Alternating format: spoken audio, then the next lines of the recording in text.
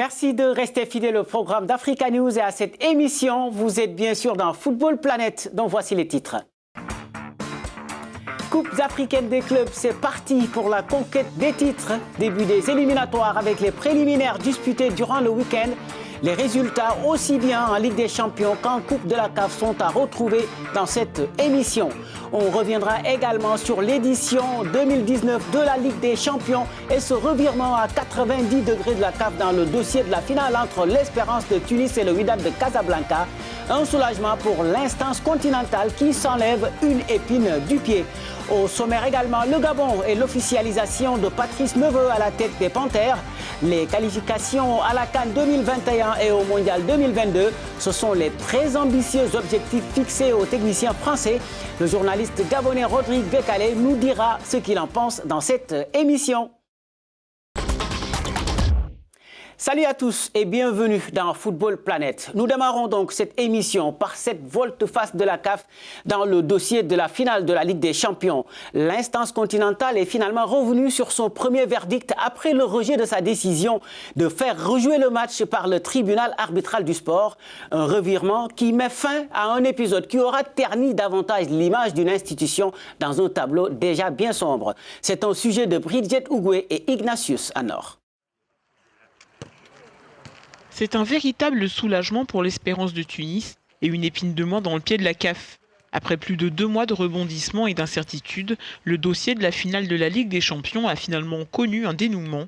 Le club tunisien peut désormais célébrer son sacre continental. Après l'annulation par le tribunal arbitral du sport de sa décision de faire rejouer la finale, la CAF a finalement déclaré le Wydad de Casablanca perdant de la finale retour par forfait. Un revirement qui fait donc le bonheur des Tunisiens qui y voient une forme de justice après avoir porté l'affaire devant le TAS. La faute des Marocains, avoir refusé de reprendre le match après une panne de la VAR qui aurait dû valider un but refusé par l'arbitre. Une frustration qu'il paie ainsi au prix fort de ce forfait et d'une amende de 35 000 $. En se débarrassant de cette patate chaude, la CAF redore un peu son blason. Et il le fallait bien après avoir vu sa crédibilité mise à rude épreuve et son image embrumée par les multiples scandales qui la secouent depuis l'arrivée d'Ahmad Ahmad. Avec le dénouement de ce dossier polémique, l'instance du football africain peut désormais souffler et en tirer toutes les leçons, mais surtout aller au-delà de sa décision de faire jouer la prochaine finale de la Ligue des Champions sur un match. Un vrai soulagement donc. Et c'est dans ce contexte qu'a démarré la phase préliminaire des éliminatoires de cette Ligue des Champions pour l'année en cours. Des matchs allés avec quelques surprises qui laissent présager un second acte très palpitant, comme le montrent ces tableaux de quelques résultats.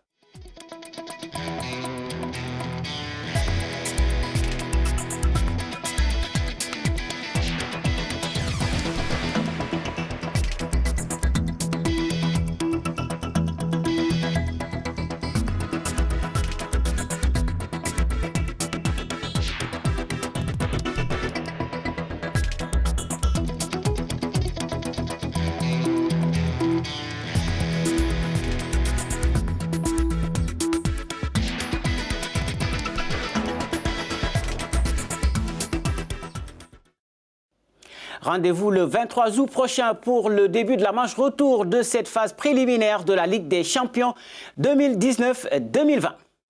Dans l'autre tournoi de la Coupe de la CAF, les hostilités ont également été lancées durant le week-end. Pas de grosses affiches, mais de beaux duels tout de même. À noter surtout le carton plein des clubs algériens. Regardez.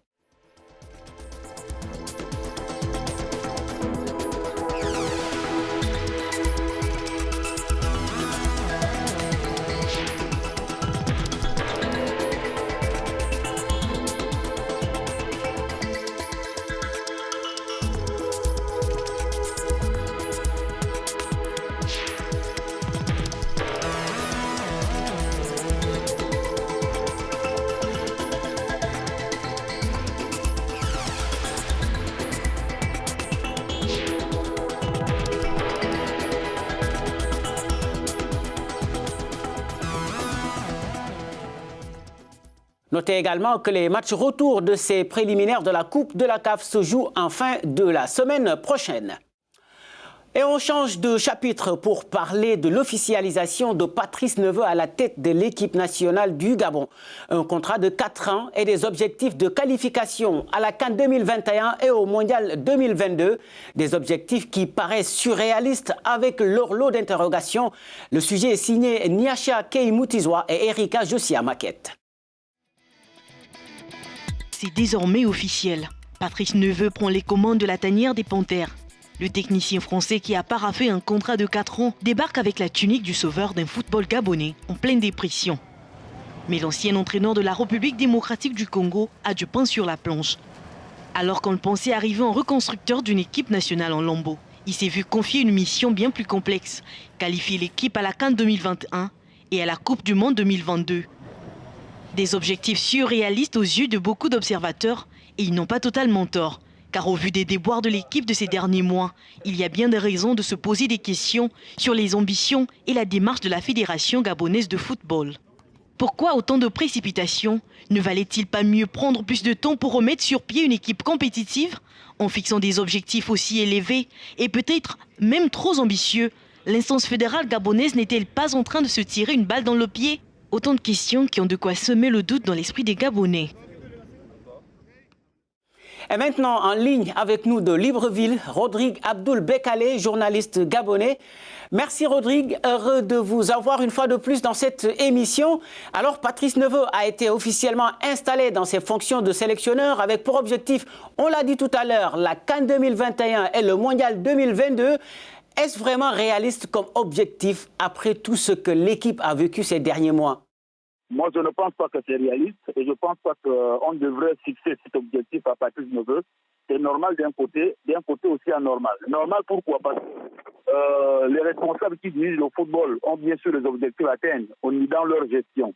Maintenant, sur le terrain, la réalité des choses, et on regarde un peu du désordre qu'il y a eu et qu'il y a toujours au sein de cette équipe nationale.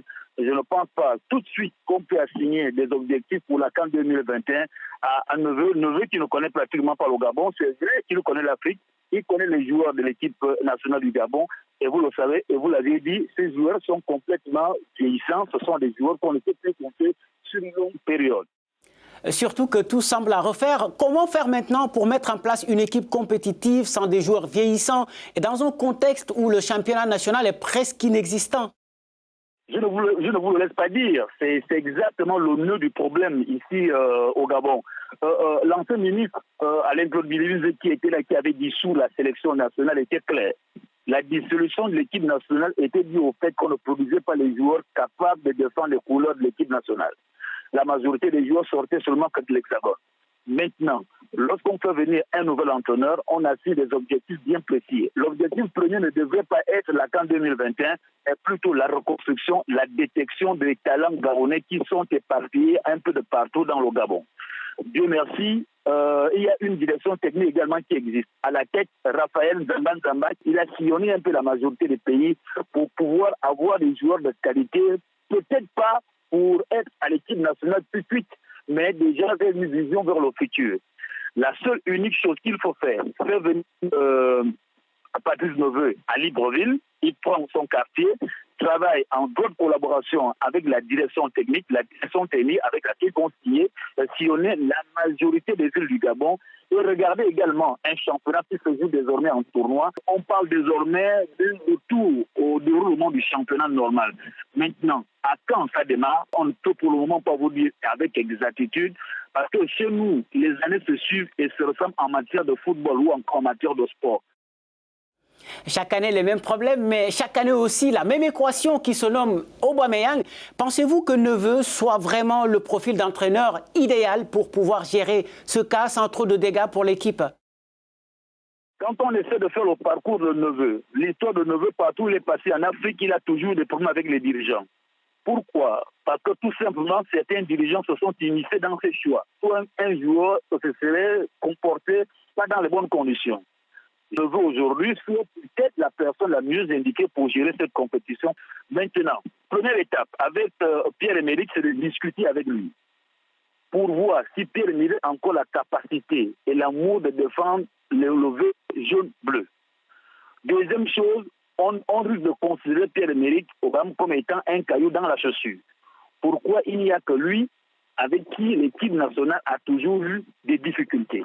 Soit il accepte de venir dans l'équipe nationale, il accepte les conditions, soit il abandonne complètement la sélection pour dire « je ne peux plus ». Quand on essaie de regarder le discours de Neveu, le comportement, son passage un peu dans plusieurs équipes, je pense qu'on peut faire avec Pierre-Emerick. Pierre-Emerick, il faut l'avouer, est un élément important du football gabonais, surtout de notre équipe nationale. Il apporte un plus, sa présence est très importante. Maintenant, si aujourd'hui Pierre-Emerick est considéré comme étant un caillou dans la chaussure, mieux vaut le mettre de côté et pour mieux fonctionner. Merci beaucoup Rodrigue et à très bientôt. Merci beaucoup, c'est moi qui vous dis merci. En attendant de voir un peu de quoi sera fait l'avenir, Aubameyang, lui, s'éclate déjà en championnat. Le capitaine des Panthères a idéalement lancé la saison d'Arsenal dimanche. Il a inscrit l'unique but de la victoire des Gunners sur la pelouse de Burnley. De bon augure pour l'attaquant gabonais qui dispute sa 3e saison avec le club londonien. On reste en Angleterre avec les champions d'Europe Sadio Mané et Mohamed Salah. Le rêve se poursuit pour le duo de choc de Liverpool. Mais c'est l'Égyptien qui a frappé en premier et a ouvert son compteur de but devant Norwich City vendredi. Les Reds se sont imposés 4-1 et Mané n'a disputé que quelques minutes. Mais une bonne mise en jambe avant de se lancer à la conquête de la Super Coupe d'Europe ce mercredi face aux Blues de Chelsea. Une soirée qui promet des étincelles après la finale de la Ligue des Champions remportée devant Tottenham le 1er juin dernier.